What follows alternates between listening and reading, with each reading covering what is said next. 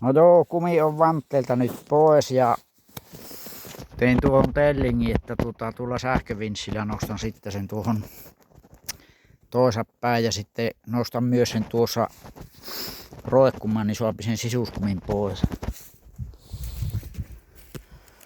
Puuilosta otin uuden isomman rengasrauvan ja sitten vielä kunnon sorkkarauvan näähikkäpi rengasrauvasta.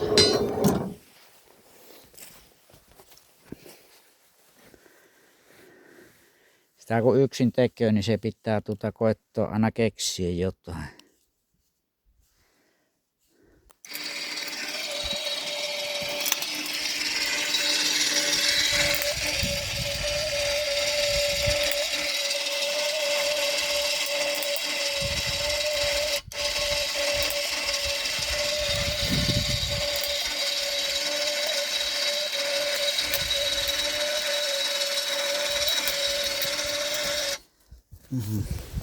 Joo.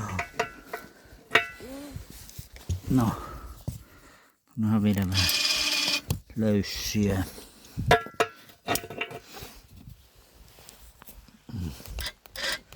Saapi nähdä kestääkö se tuo.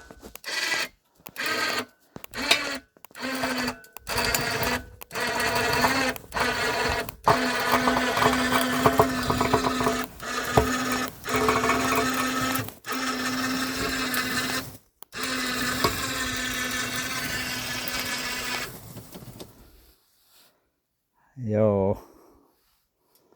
Siinähän se on. Pitää puljattaa ympäri nyt toisapäin tuo, niin jatkuu seuraavassa numerossa.